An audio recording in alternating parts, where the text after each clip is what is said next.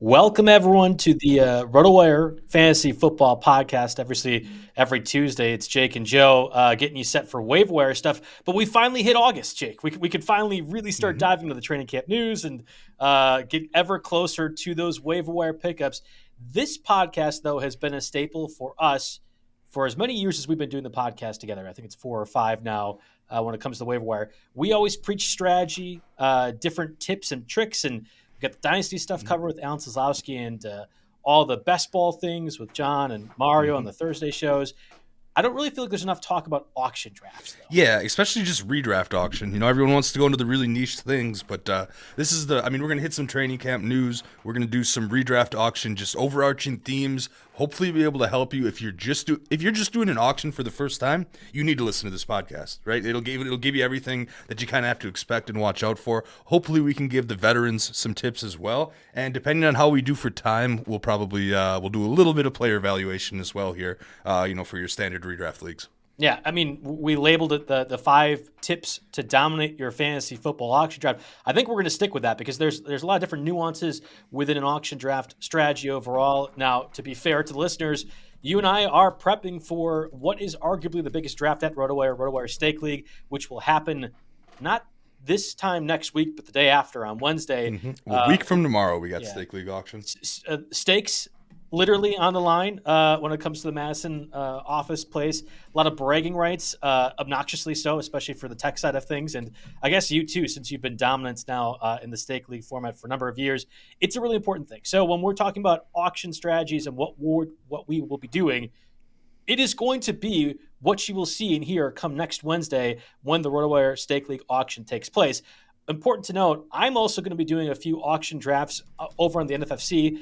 We have the great guys over with Greg Ambrosius and such helping us with the RotoWire Online Championships. But there's other variations of drafts on the NFFC. I loved the auction draft when I did a couple of years ago. Hoping to dive into that more. So this is going to be a comprehensive strategy podcast that you can be used for multiple places as well, too, whether it be your friends and family ones, some high-stakes ones. There's a lot of things I'm excited to dive into. So let's go ahead and hit the music.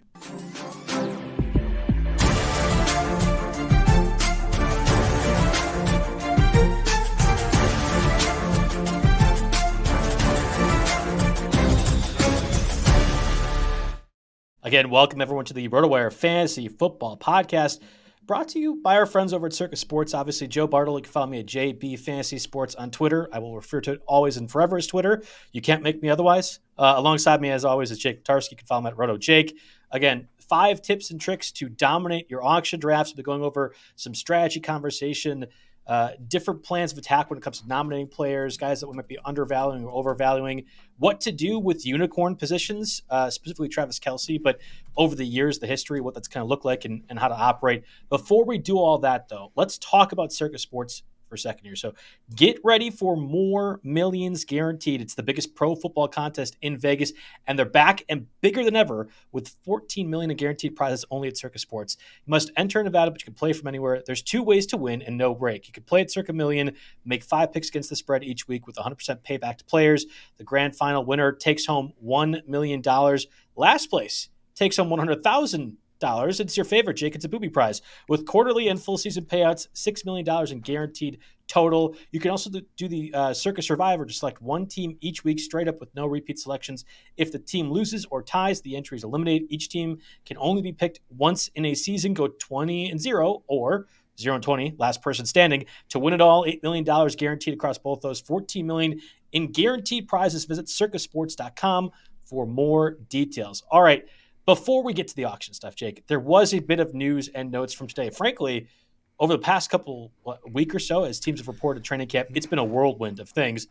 Today was a little bit chill. It's just the weekend. The weekend Yes. culminated with a lot of big things. And first and foremost, which we don't have to get into a ton, was the Jonathan Taylor situation, right? I mean, Jeff and Nick talked about this a lot yesterday. Obviously, there seems to be some bad blood there that has culminated in a trade request. Really, the only advancement of news that has happened with Jonathan Taylor since yesterday is that video came out where he was at practice and he was watching drills.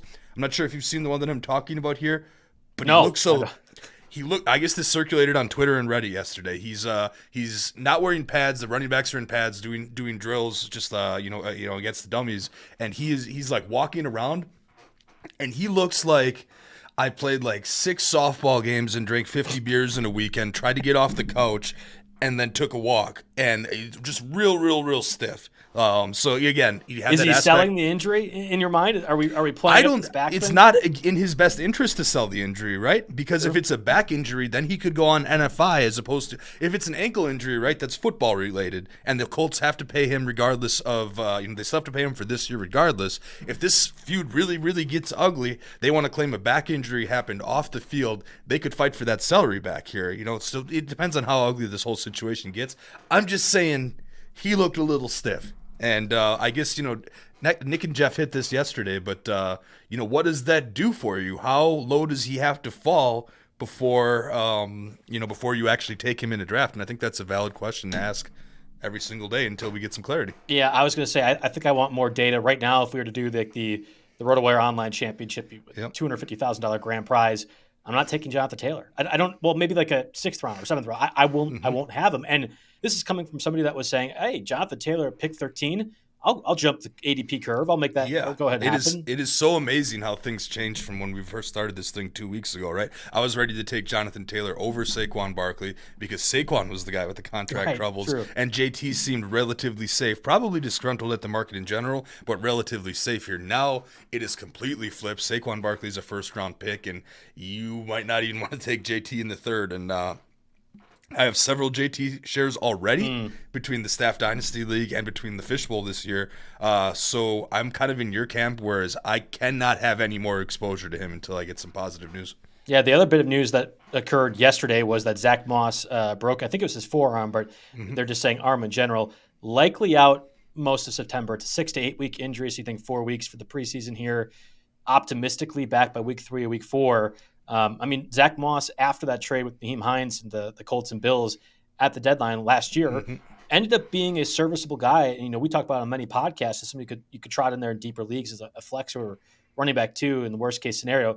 Now it really is primed for Deion Jackson, who was the guy who stepped up for JT when he was injured with that high ankle sprain early in the season to be the main ball carrier, or number of veteran running backs still in the market. I don't think they're going to go that route. I don't because this is a team that's clearly rebuilding, right? So what good does it do to pay Dalvin Cook $6 million? It doesn't. And we can talk about Dalvin Cook in a second. It seems like he has his destination all but picked out. But so Deion Jackson's sitting atop the depth chart. Deion Jackson and Zach Moss collectively produced in the absence of Jonathan Taylor, right? So that goes again on the Colts side as to not pay Jonathan Taylor. I don't think the Colts, they came out and maybe kind of said that under the new coach and the new offense here, they're not going to extend anybody until they see how they play within this scheme. That includes guys like Michael Pittman that'll be up in a year here. So and really that's smart as an organization. As much as a Badger alum, I stand with Jonathan Taylor. I hope he gets paid. It could very well end up because Tony Dungy chimed in on this on Twitter too. He was like, yes, Edgerrin James deserved all the money the Cardinals gave him, but then they used Joseph Adai and then somebody else, and they got exactly the amount. They got 1,700 rushing yards from those two guys that season, and then that let him sign Reggie Wayne and Dwight Freeney and other key pieces here. So I don't know. It just is. It is what it is there. But fantasy wise, Deion Jackson's looking better again. We talked about this more than I thought, but Jonathan Taylor. Well, I'm going to add one more nugget because you said they're a rebuilding team. That might be true. There are reasons if you were to say, hey, I want Zeke to go ahead and just absorb a bunch of carries. You could flip him at the trade deadline. If you were to sign with another team next offseason, you get like a 5th or 6th round compensatory pick. Like there are ways to make this kind of baseball-y. We're doing this on the eve of the MLB trade deadline, so maybe that's why it's in my head. Exactly. There are ways to manufacture that roster spot and have it turn over for next year, even if you want quality play. I don't think they're going to sign a veteran running back because the JT situation feels deteriorated to the point where no return. Signing Ezekiel Elliott or Leonard Fournette to take over starting role opportunities would literally be the nail in that coffin. And I'm not sure, no matter what Jim Irsay was saying to reporters, I'm not sure he really wants to put the hammer to that nail just yet. As much as having a solid running game will help a young quarterback like Anthony Richardson, maybe take a little bit of the pressure off of him, that just does not seem like something they're going to do. And I noticed you mentioned Ezekiel Elliott and Leonard Fournette because we can pretty much say that Dalvin Cook looks like he's off the market, right? If he's standing there visiting Jets practices, watching practice, there's a pretty decent chance Dalvin Cook ends up with according to his ESPN tour. I feel like he's done like 16 different interviews with Dan Patrick or other ESPN platforms, not even hinting. It's kind of like when you're in high school and you're definitely actually dating somebody, but you don't really want to like put the label on it. Oh, I'm not with so and so, but just in case the prom queen opens up, right? Yeah. Just a couple more winks. In this case, I don't think there's any other variation of the prom queen. I mean, like this fits what the Jets want to do. Of course, our boy Aaron Rodgers takes the massive pay cut. We could make another ex-girlfriend example that is a bit more illicit in details, but I'm not happy about it as a Packers fan. Jets fans should absolutely be happy. Yeah. It seems like that move was a precursor, not only getting Dalvin Cook, but if you listen to Rodgers' quotes a couple days ago, that the Jets will make a move at the trade deadline if and when a star player were to come around, and to have that financial stability or maneuverability, I should say, is kind of the key piece. So Dalvin Cook is just one part of that Aaron Rodgers cap restructure that happened. Mm-hmm. Yeah, absolutely here. And I mean, assume he signs with the Jets today. What does that do for your Breece Hall love? I know I'm lower on Breece Hall than most already, and you're higher than most already. Breece Hall is sitting there. I got to do a quick ADP check here. I bet you he's fallen in the fourth round. Yeah, he's top 30, or he's 33 if you go overall. If I look over the last month, which I should have had that ready beforehand. Okay, so that's still a mid-third round price if you're going with tall teams. Yeah, you're right. I won't touch him till the 5th or 6th round. I was probably the main staple of the. I'm not worried about Breece Hall's knee injury among the RotoWire crowd. We had a lot of smart minds like yourself and Mario and John on the Thursday show, and even Alan Seslowsky, who is a Jets fan, saying, no, I don't want to take Breece Hall. I probably should have listened to you guys a little bit more. I did get at least one share of Breece Hall. I will not any longer. I think the Dalvin Cook thing is at once the Jets capitalizing on some name brand recognition that the Rodgers trade has given them, and to be able to get a quality player, likely at a discount, I would have to imagine. So you never really want to pass that up, especially if you're trying to make a playoff run. But I also think if like Breece Hall was completely healthy, it would be the same concept as what I was describing with Jonathan Taylor, right? They don't want to piss off their star running back by getting somebody who's equally comparable and talented to split work. No, I think they're concerned about Breece Hall's progress. And to me, it feels like it's Javonte Williams from last year where he missed the first month of the season. I will not be taking any more Breece Hall. I think he's going to be falling at least past 5th round for me before I consider it. I'll maybe stab a couple best balls late if I end up having zero exposure in the portfolio towards the last week in August here. And if you go his overall ADP this year, it's 33. If you go over the last month, it's 40. So he's definitely been falling recently. Yeah. Other quick hits. So we had Ronald Jones suspended for 2 games. That's an interesting one because right now it's just second-year running back Malik Davis. 5'6", 5'7", Deuce Vaughn, I think at his best. Everyone saw those clips of him running behind that backfield and the offensive line and everything else. It would make sense for Zeke to come back if the pride could happen, but I don't think either Jerry Jones or Zeke will. So you consider Kareem Hunt and Leonard Fournette still there. Do they just not go with any star running back? I mean, this is the opposite of the Colts, right? The Cowboys have some pretty big expectations to win, so that running back room is looking very thin. If we're doing stake league auctions right now, I wouldn't be shocked if Malik Davis went for more than dollar days, Oh, yes. I would agree with you on that one at this point, too. Yeah, I like that. We're talking dollar days when it comes to the auctions draft stuff a little bit later in the show. Otherwise, real quick, Tim Patrick tears his ACL. It feels, unfortunately, like a yearly thing for him in terms of the hype when it happens, and then a significant injury now. I think this is 2, maybe 3 consecutive years of Tim Patrick out for the season before week 1 even takes place. And then Dalton Schultz having a rib issue. Okay, fine. Anthony Richardson back at practice after having a nose issue before. I wanted a quick note on that because, so I'm also the MMA editor for RotoWire, and fighters who get a deviated septum fix, they say it's night and day. Their whole life changes. It is an amazing thing to be able to actually breathe out of both nostrils. I say what you want about Mr. Joe Rogan, but he did a rant on his show last week about how, because I think he had the same procedure done too, and it's big for fighters who are getting punched in the face, of course, sure. But to be able to breathe out of both nostrils, good for him. That can only be good. Yeah. Anything else you want to touch on, or are we good to move on? I think we nailed the news here. Again, Nick and Jeff did a great job recapping the weekend. Check those guys out on Mondays, of course, and we'll clean up anything else. Cool. Before we get to the auction stuff, let's just dive in with our other sponsors here at Fantrax. For you fantasy football players out there, is there something you wish your fantasy league had, or features that are missing from your current league?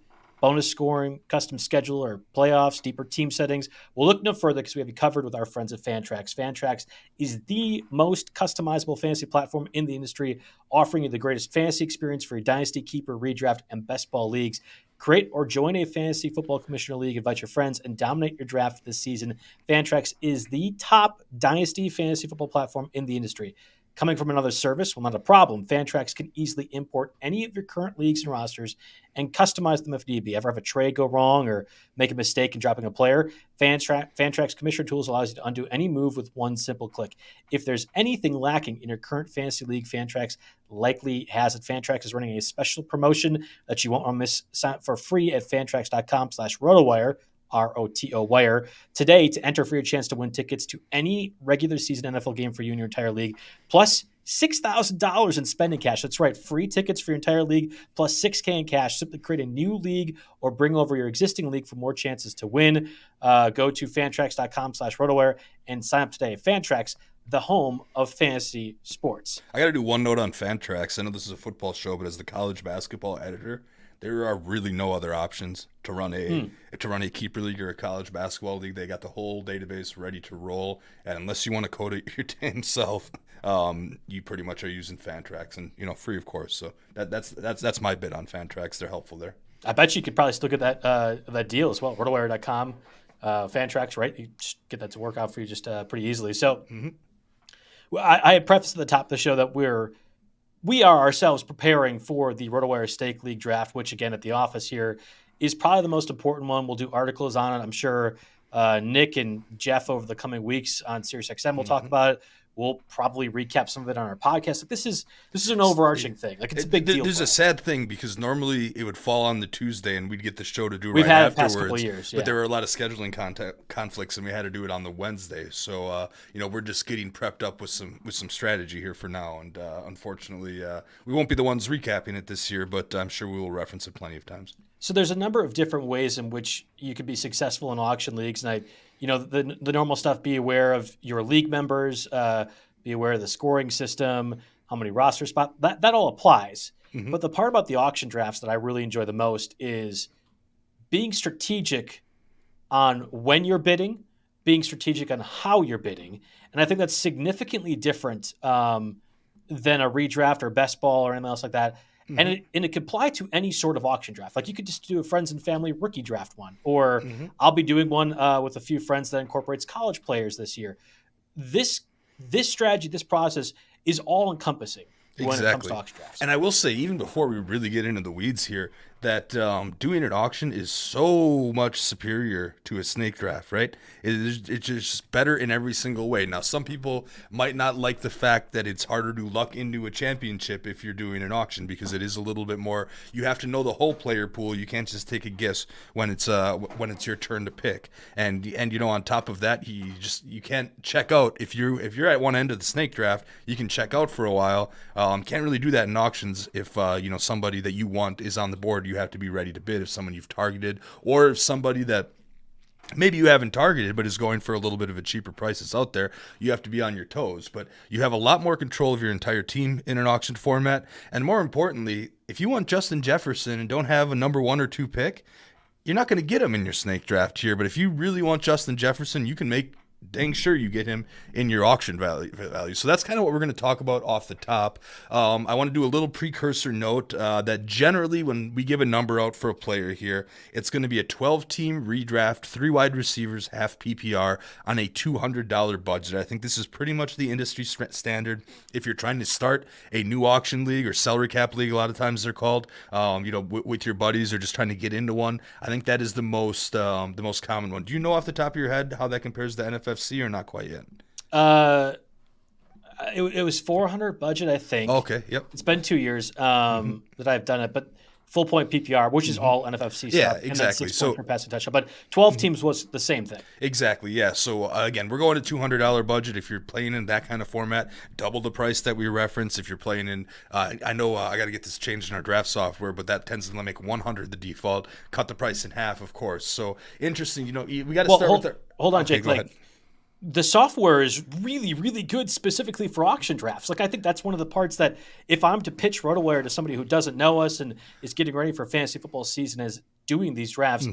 Literally, our software, I feel like, is one of the best across everywhere when auction draft stuff comes up to play. And it's sometimes a little stressful to be targeting the bids and having to enter them all in. We do have a couple sites that we can sync with and log all your bids, but the software is very useful. One, because custom rankings, like with anything, there's a big difference between 2 wide receivers, 3 wide receivers, full PPR, 0 PPR. It changes your entire cheat sheet, right? That's the whole concept of value-based ranking, you know, based on positional scarcity and all these things. We do this with auctions as well. You know, and one thing that you'll notice here when we get to the top players, if you have 2 running backs, two receivers, and a flex, and no PPR, you're going to have a running back at the top of that list, and it's likely going to be Christian McCaffrey. But if you do, like we're going to kind of go with, the 12-team 3 wide receivers, half PPR, $200 budget, Justin Jefferson is currently at the top of that list. And before we get into the real specific players here, I'd like to think, and maybe you noticed this in some of your auctions here, that there tends to be value on the very, very first player that's out there. Now, again, in auctions, you get to nominate your players. Justin Jefferson isn't necessarily the first person that goes up for nomination, right? He might be if the person who's first on the clock is asleep and lets it auto-nominate, but most likely somebody else will get nominated, and we'll touch strategy here in a second. But what I've noticed in the RotoWire Stake League auction specifically, which is a couple more teams, but a lot of the similar principles apply, is... And whether it's football or baseball, there tends to be a little bit of value in the first player. Now, somebody might go a little nuts and make that not the case. That's always possible because, you know, just like these values that we spit out in our programs, you know, when people ask about them, I tend to say, you know, we'll do an old Disney reference. It's like Pirates Code, right? You know, they're not really rules. They're more like guidelines. You know, it's some of Johnny Depp's greatest. That's like greatest work. Stuff. That's not old Disney. Old That's Disney. Like I don't know what kind of, you know, I guess our demographic. You clearly don't have a 2-year-old kid that just watches Disney movies ad nauseum. I see that. Okay. I mean, your kid's not old enough for Pirates of the Caribbean, right? Is it? Oh, we'll make him old enough. Don't you worry about that. I don't know if I like that statement. Anyway, so yeah, there's a ballpark, and every auction is going to be different. You can come in with a plan. You have to be ready to adapt to that plan. You might want to allocate certain percent of your budgets towards 8 different types of positions. You might want to allocate your budget for starters versus bench players. Those are all strategies you can take into play, but you have to be ready to change that draft strategy on the fly and accommodate, because every league is a little bit different. RotoWire, or whatever your choice is, hopefully it's RotoWire, but they'll make projections, and you know, we have within the software, we have a cool feature called inflation. We'll get that in a little bit. That'll adjust the dollar values based on you know, who's already been taken off the board and how much they are, and it also comes into play in keeper leagues here. So there's a lot going on there, but you definitely have to be ready to adjust your game plan, because different leagues will run differently. Some leagues, everyone will be really, really tight and won't want to spend their money. Some leagues, 8 guys are going to go into all-out bidding wars for 4 studs at the top. So I would just say that don't be shy to jump in here, because you know, so you know, let's take Justin Jefferson right. Well, at the beginning can I put a pause, because okay, go ahead. Real life example. Last year, I ended up getting Jonathan Taylor as the very first nomination for $62 in the RotoWire Stake League. On my side of things, there's 2 different divisions. Doesn't really matter for the listeners, but your draft, I think, had him at 66, which was still a value, but that was the very first nomination as well, and it goes back to. I think the next player would have been McCaffrey, or it might even been Jefferson at 56 or 57. At that point last year, JT was the unanimous 1-1. To get a $5 difference between the two was significant. Like I felt like I made the right strategic choice to go ahead and get in on Jonathan Taylor right away. Of course, with our stake league budget at 200, having to operate the rest of the way at 140, a little bit tricky, but I got the guy I want. Now, I know it didn't work out. It was horrendously bad, and one of the many reasons why I had to pay for your stake last year, Jake. But their real-life application of getting in the right away, and I got a discount relative to what number 1 overall guaranteed JT was last year. Yeah, so let's just say, we Alan put $37 in the graphic, right? I think he likes to put some controversial numbers out there just so we can get more. The eyeballs are on the 37. yeah, exactly. People will be like, "What the heck?" Yeah, exactly. But so no, let's just off the top, RotoWire software projects Justin Jefferson at $59 here, and to illustrate this example here. There could be a situation where, say we're using these as guidelines, right? Justin Jefferson's the first player off the board. People might get a little shy, especially if they're first-time users. I've seen situations play out similarly, where let's say someone grabs Justin Jefferson for $57, maybe even below projection, or say someone grabs Justin Jefferson for $60.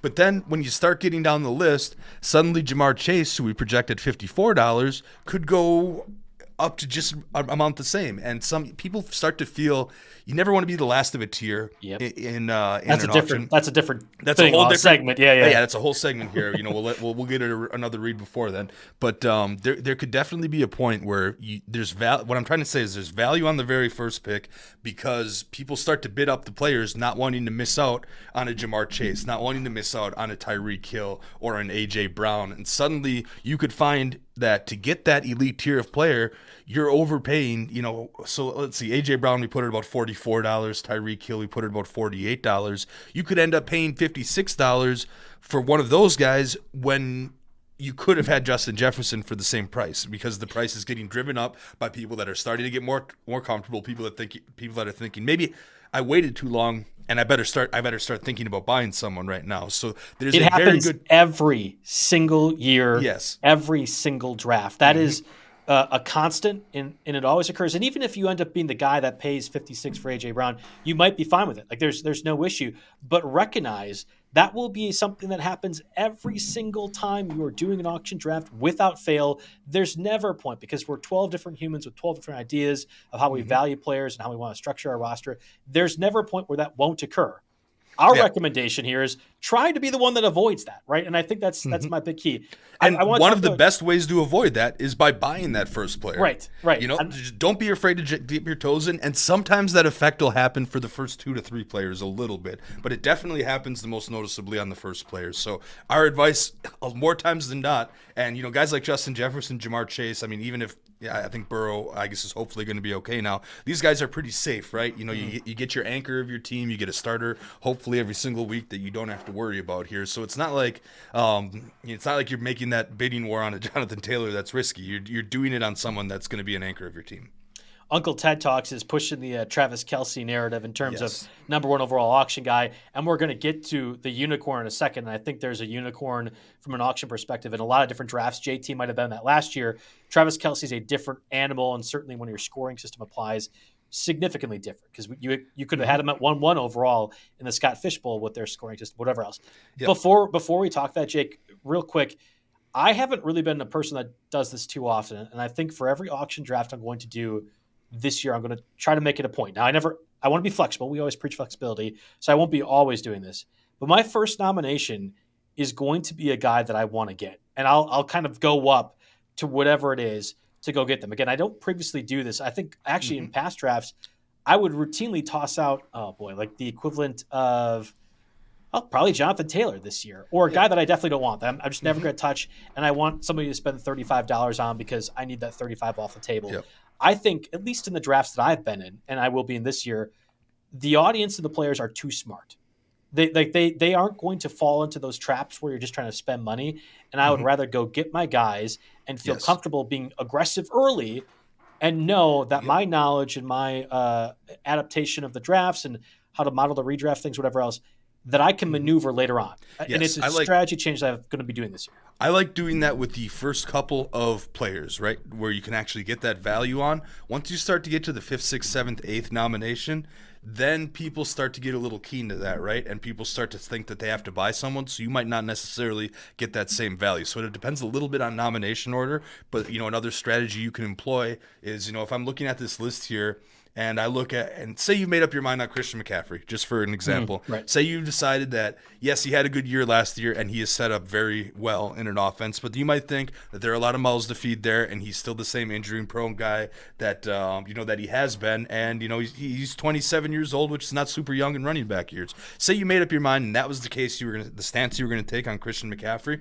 If you're in the 5th, 6th bid, and he hasn't been nominated yet, throw him out there, because someone's going to spend in the 50s on Christian McCaffrey, and that's $55 less to compete with you. So there's the other way to do that too. I just think nominating the guy that you want is something that you only want to do if it's one of the first couple nominations. That's fair. And to be clear, I'm not suggesting nominating Darren Waller right away. For this example, everyone loves Darren Waller. I'm not a huge fan. Yeah, exactly. But tight end 8 or 7, that's going to be a scenario where oh, there's 7 other tight ends. This is what your league mates think. Oh, there's 7 other tight ends. I'll go get my guy later on that I might want. I'll be more aggressive. And then Darren Waller, who's normally a $20 guy, this example, ends up going for 16. You're like, well, that's not a big deal. That $4 is a difference, all because you nominated him too early. Yep, exactly. So what I'm saying is you have to go for top tiers if you're going to try to drain people's budgets out here. So say, for example, you have made up your mind that Derrick Henry has taken too much of a workload in the NFL and that this is the year it all goes down. You throw him out there here. Say you have made up your mind, like me in the Stake League auction. I'm going to be nominating Bijan Robinson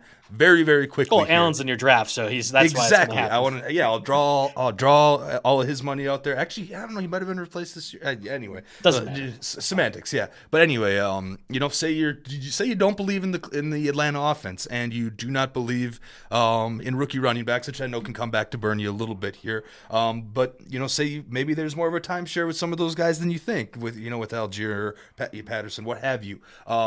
Anyway. He's a guy you want to throw out early because there are going to be 2 or 3 Bijan Robinson hype train machines in there that think he should be the number 1 overall pick in fantasy drafts.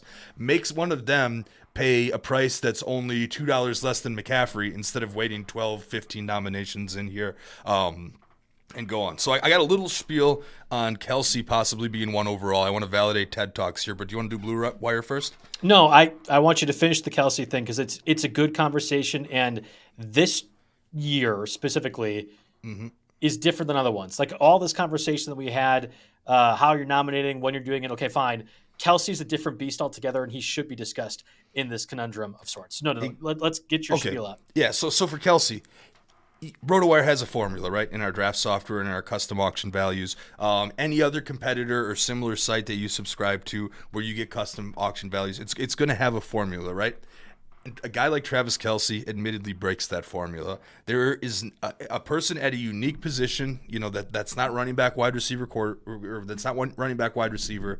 A person at that position that is solo in one tier, so much above everybody else, breaks the auction value formula here. And, it makes sense for these sites like ours to maybe give out some strategy surrounding Kelce instead of rewrite the formula here, because if we write the whole formula, it's just not going to work for next year, right, or the years after. So we've got something that's pretty balanced over the course of many years. But a guy like Kelce is very unique in this. So, for example, we have Justin Jefferson at $59. We put Kelce down at $44 because that's what the formula wants to do to tight ends. Recognizing that Kelce is a unicorn, you could easily go up to 55 on Kelce and it wouldn't matter. I was in a 12-team keeper league where you keep 2 guys, and I was a seller the year before, so I had more money. I went up to 70 on Travis Kelce last year, and I was okay with it. He was one of the highest players gone because, inflation, what we'll talk about, and whatnot. So you can go high on Travis Kelce. I mean, just to illustrate, we have Jefferson at 59, Kelce at 44. Looking at one of our primary competitors here, McCaffrey is $59 and Kelce is 58. Or I'm sorry, not 58, 48, I should say. Kelce's 48.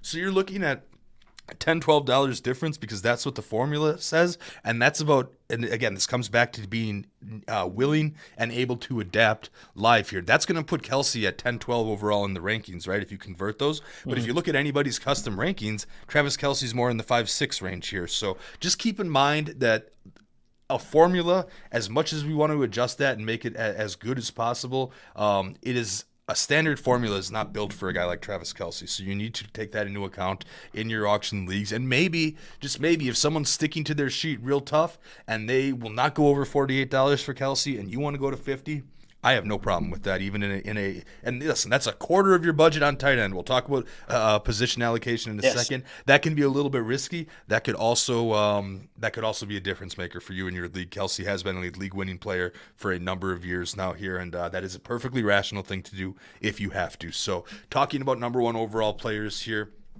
you want to get, I think, to summarize the whole thing up, it's okay to overbid what your cheat sheet says on a guy like Kelce. It's okay to get right around to the projection, even a couple dollars more on a guy like Jefferson, to make sure that you don't end up way overpaying for the Tyreek Hill, A.J. Brown type of tier. Or, maybe if you really want Tyreek Hill out of everybody, go nominate him first.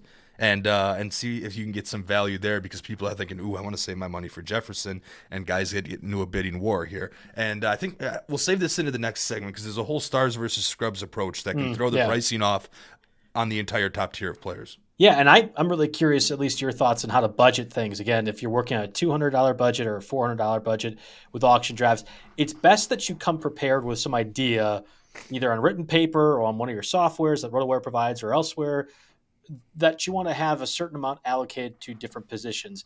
I want to dive into that topic in just a second. Let's get a word from our sponsors here, Blue Wire. All right, we're back. And again, talking about different allocation of resources, whether it's $200 budget, $400 budget, whatever else, how you plan to put X percent of your salary into whatever position. Do you feel like because I know like the Harry Thompson, who's a wonder whiz over there, unfortunately, because he teases me every year about how much better he is, and it's fine. He won't be this year, but he has been the past couple of years. We'll have a little sheet, and he showed me where this is how much I'm going to have for my running backs and wide receivers, and essentially that means I need to get a running back 2 in this tier, blah, blah, blah, blah, blah. And I like the flexibility that comes without having literally numbers down as to what I want to do. However, you can go a little bit overboard, as anyone does, spending on anything. So I go a little bit of a different strategy. Now, again, if you are flexible and not afraid to adapt, you can do that. You can allocate, I'm going to spend $10 tops on a quarterback. I want to spend $70 on my running back, $70 on my receiver, and get a tight end under 20. That is one way to do it, allocating by position. And that is fine as long as you can make a plan and are not too rigid.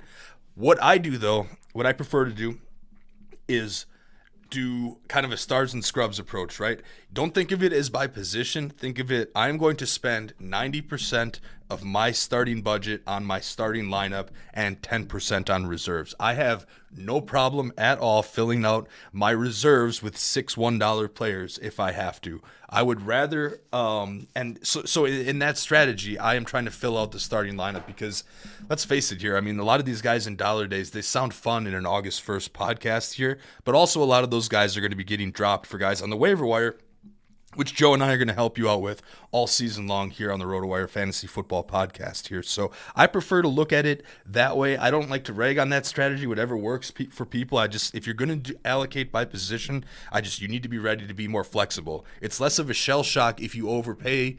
Say you end up getting Kelce for $50 here, right? Chances are you didn't allocate $50 for your tight end unless you thought 100% sure I was going in and getting Kelce right here. So it shell shocks and you have to recalculate if you did the by position method. But if you did starters and bench players and allocated like that, then you could still stay within line.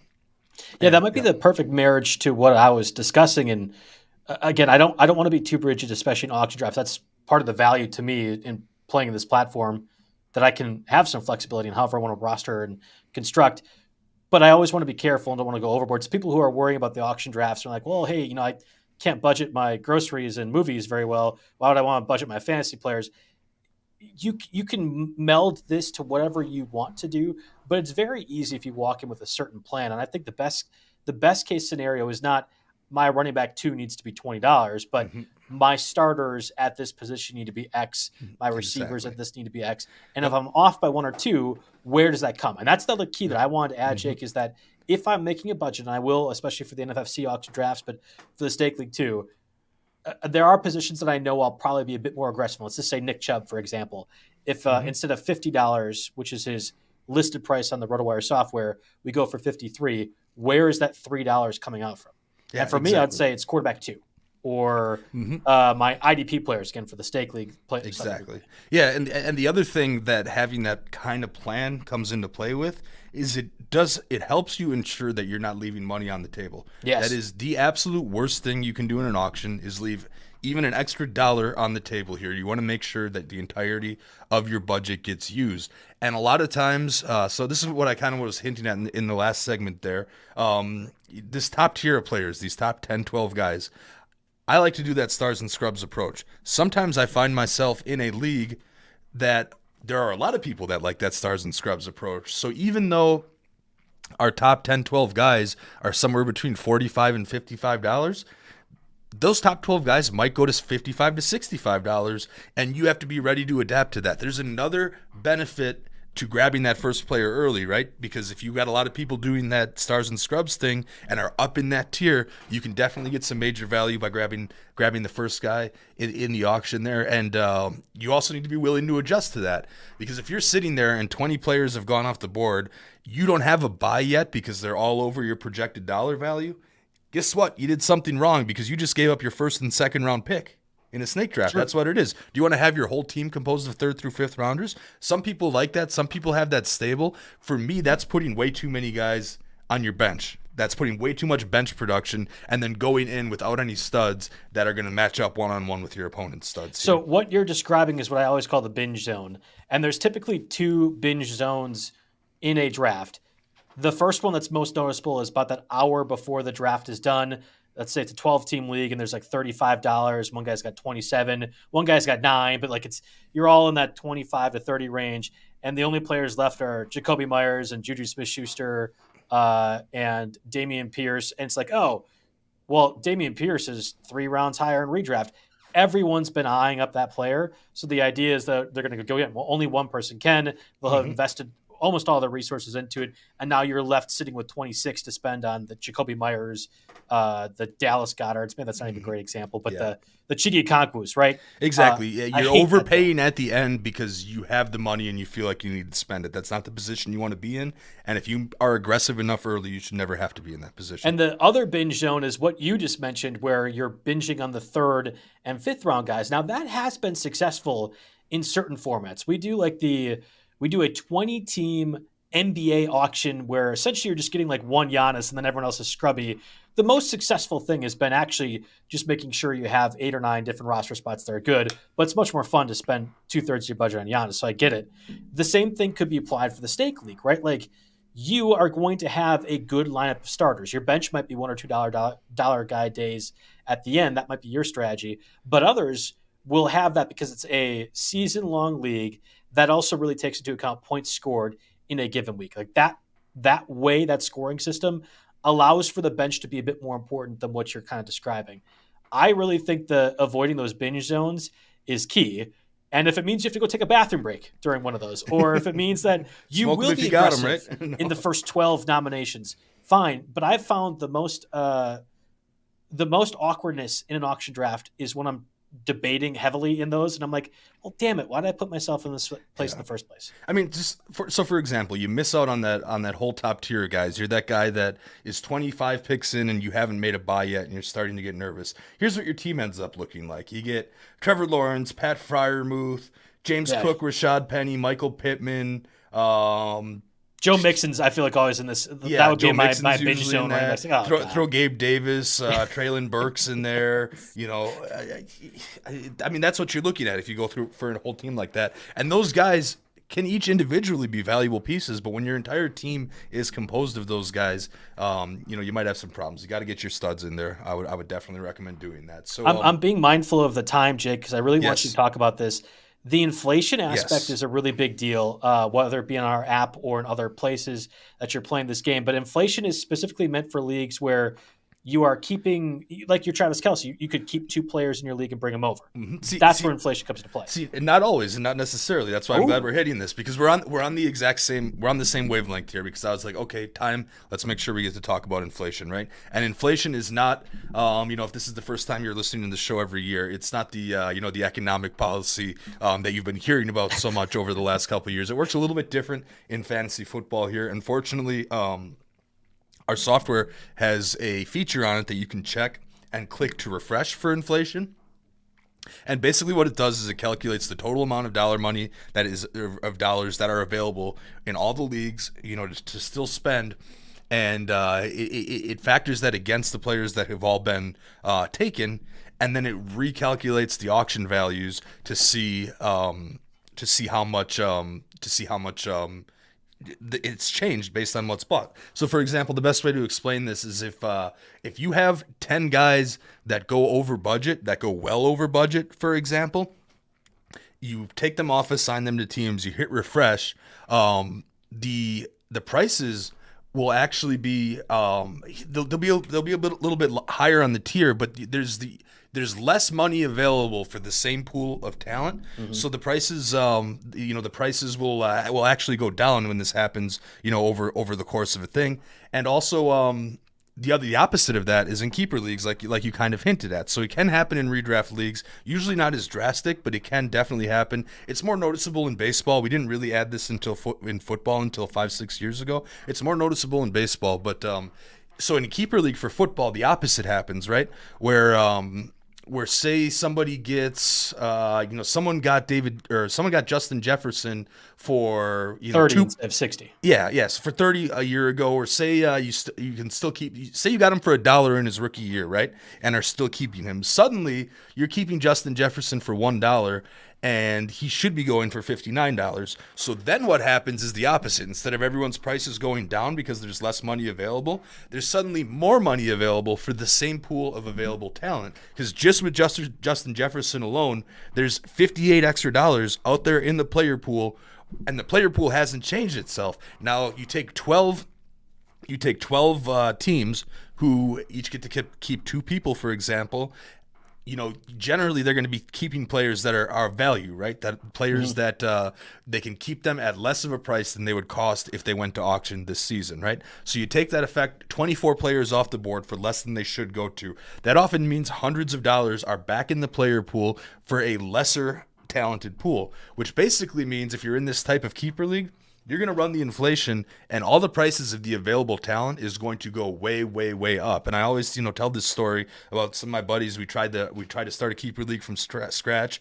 I ran away with the title the second year because inflation wasn't quite understood yet. The first year of the keeper auction, everyone was conservative with their money, and they saw the amount of talent that was out there late in the draft that they could have gotten for cheap. So then we went into year 2 where everyone had their keepers. Everyone wanted to be conservative till the end. I had 6 first-round picks that year because once again, and I, of course, was very, very done early with the draft and was helped a little bit by a $1 David Johnson in his prime.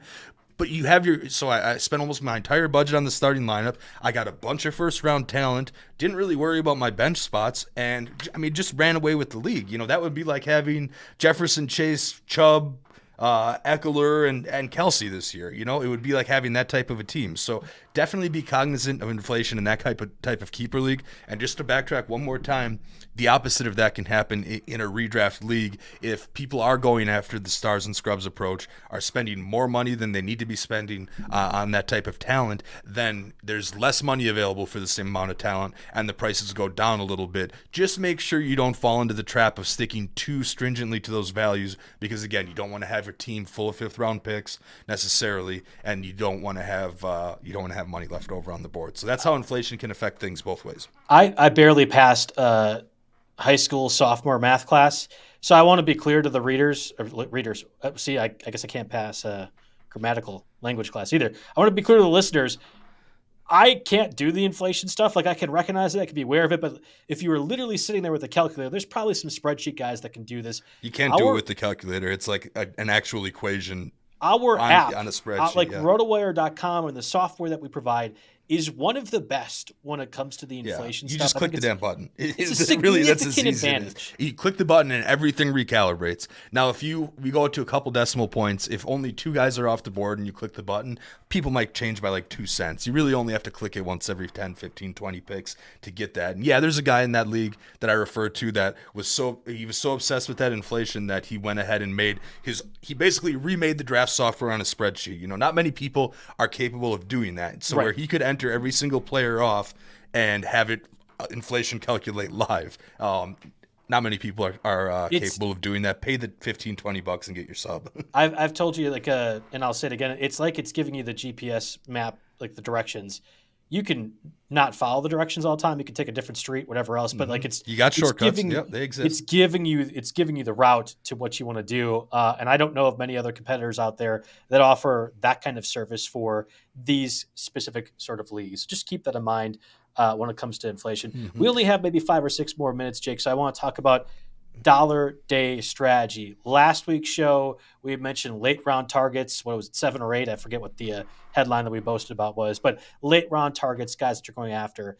the idea and concept of dollar days is literally when it's a 12-team league, you have 6 roster spots to fill, and you have $7. So what are you doing with those last ones? You're spending one on most of them, maybe 2 on the other one. How do you navigate that? What's the strategy? Again, if you're avoiding one of the binge zones, again, there's essentially 2 during an auction draft, you will be left, I think, from a successful standpoint, on having 4 or 5 roster spots, depending on what your length is, that can be filled with $1. Now, you have to read the rest of the room. If the rest of the room is not capable of that and you're getting stuck with a Bailey Zappi with one of the very last picks, then you failed. But for the most part, if you avoided the binge zone, you should be in a good spot where 2 or 3 of these roster spots can be done successfully with dollar days, right? Exactly. And I'm probably spending, having more in the 4 or 5 of these roster spots, right? Yeah, you're in the upper level. Because not only am I targeting the top guys, like I said, I'm spending 95% of my budget on my starters. Not only am I targeting the top guys, if I have $18 left, I don't mind paying $15 for a middle guy that I like, and then going to the dollar days. So, yeah, so at the very, very, very end of the draft, when everyone's in dollar days, it basically turns into a snake draft, right? Because you're taking turns nominating players, and you get that player because nobody can outbid you. But it is advantageous, like you said, to have $7 for 4 guys or something, because what can happen? Glad you bring this up. Yes, because what can happen here at the end of the drafts is there is going to be a $6 or $7 player that gets forgotten about. There's going to be, let's just say, a Deontay Johnson, a Jamal Williams, an Elijah Moore, maybe a Michael Thomas or a Cortland Sutton that gets, maybe that might be a little bit of a stretch, but there's going to be some of those guys that fall down to dollar days because they were just overlooked. And you want to be able to have enough purchasing power and stay back enough to be able to go click the $2 or click the $3. You can see in the auction draft room everybody's budget here, and if you're keeping track of it on the software, you know as well where everybody else is at. So you absolutely want to save yourself a couple extra dollars in wiggle room, because there will be some big values at the end of the draft. So do whatever you can, even if there's a player that you love, do whatever you can to be able to pick 2 or 3 guys to outbid from $1 to $2, and also just have a list of $1 targets. You don't want to be kind of caught with your pants down at the end of the draft here thinking I need to make a $1 nomination, and you nominate the top guy on the board who's going to end up going to someone who has $6 left. You just kind of wasted your pick. But if you get, if you go through and you nominate a guy like, I don't know, we talked about Sam Laporta and Irv Smith last week, right? They're going to be dollar days guys in most auctions. That's going to get you through the end of your draft and still give you, if you planned correctly, still give you the extra $1-2 to outbid. If say, let's just say, for example, Michael Thomas, we got him at $5. Maybe that's a bad example. I don't know. You like Elijah Mitchell. We have him at $3.95 here, but he could easily slip into dollar days in the draft. You might want to save that extra $1 to bid. Someone's going to think that, my sheet has Elijah Mitchell at $1. Nope, because Joe steps in and got him for $2. So you get your targets at the end that way. If I am saying what is of the 5 auction draft strategies to help dominate your leagues, if I'm to pick what's the most important one, it's this, because you had talked about just the beginning, power. Mm-hmm. I want power in every single facet that I can in fantasy drafts. I think the nominating strategy early on, you're getting an advantage on that. Great. We talked about managing the inflation, figuring out how to avoid the binge zones. Great. The most influential part is the end of the draft.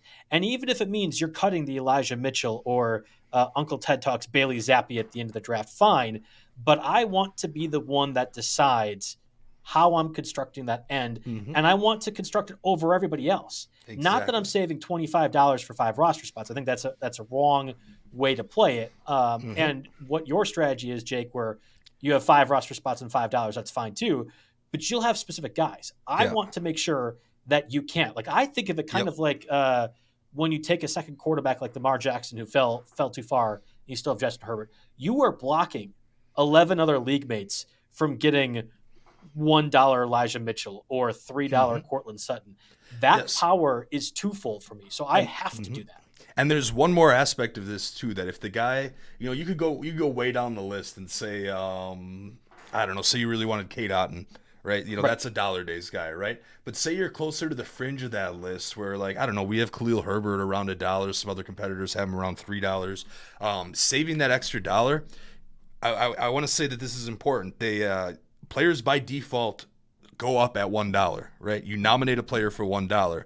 if you look across the budget and see there's one other person or two or three other people that have a free dollar leeway, they were smart and did what you did, you can block them from getting that person by changing the nomination, the opening bid, to $2, right? Because then three people go. You save yourself $1. So you save yourself the $1, and also you might block other people, because what could happen is, say you only saved yourself $1 at the end of the draft, right? You nominate someone for $1, they get pushed to $2, and suddenly you can't bid because you're out. You know what I mean? So you save yourself from getting that player that is that is more valuable by putting them out there for $2 instead of the $1. So in these dollar days, you absolutely have to pay attention to what everybody else in the draft room has cash wise. Of course, our software does that. Our most draft rooms will do that for that. You can go in and look to see what other people have, but that is a great thing to keep in mind during dollar days. You have to have your list of guys in case you get stuck nominating. You need to see who's out there and how much money everyone else has, and be ready to maybe nominate someone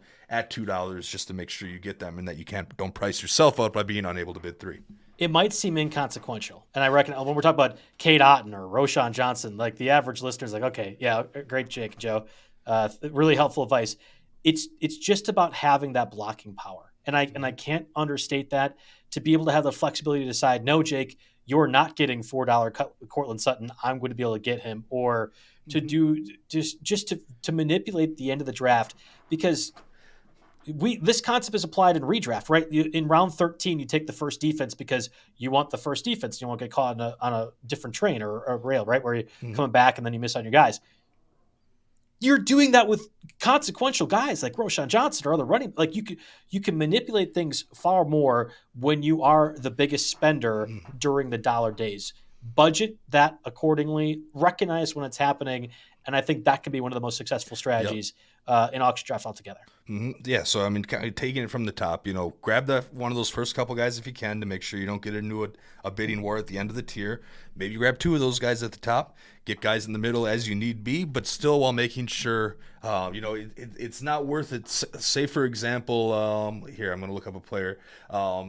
Say you really wanted Calvin Ridley, but paying $25 for him makes you unable to have that dollar day flexibility. Then you probably got to sit back and give that up. But get your middle guys within reason. Save some to give you some flexibility at the end, so that you can actually get your guys at the end if need be. Most of your bench, I'll admit, most of my benches are always going to be $1 to $3 because they're either dollar days guys I set aside or guys that I nominated at $2, $3 to make sure other people wouldn't touch. You list either 3 or 4. That's fine. Number 5 is buy the software. Seriously, if you're in an auction draft, you're having to worry about inflation. You can't do basic math like me. Yep. Buy the RotoWire software. Yep. If nothing else, our app does that too. Yep, the iOS app does that too. And okay, so number 5, even if it's not a sales pitch, just understand inflation one way or another. We're giving you an option to make it really, really easy to understand inflation. You can do this in another way. You could be really intuitive and kind of guess in your head where these prices are going to change based on where people are going. But understand inflation is one of the absolute pillars there of this whole situation. And just like we said, the app, cheat code, man. The app is a cheat code, $8. Gets you everything, gets you a whole bunch of data, and allows you to do that for whether you have 1 or 10 auction drafts. We'll have you set. We read a lot of the sponsors and stuff. I'm not trying to push the app unnecessarily. I just really think it's helpful for these specific types of things. And don't worry, Jake and I are going to give you the means to make your money back towards the end of our podcast when we list our over-under win totals and player props, which we have been infinitely successful on for the past 3 or 4 years now. I almost don't want to jinx it. We've been too good on that. Yeah, you're right. I should be quiet. All right, listeners, you talked us up a little bit here, but I think we were 8-2 on best bets. Yeah, it was, and it's been that way for a couple of years now. So just keep that in mind. We'll get you the money back, I bet you, at some point in the season. All right, that does it for us on this edition of the RotoWire NFL podcast. Of course, thank you to our sponsors. We'll be back in next week. I have my Beat Joe Bartle online championship that'll take place. We're going to be preparing for the Stake League.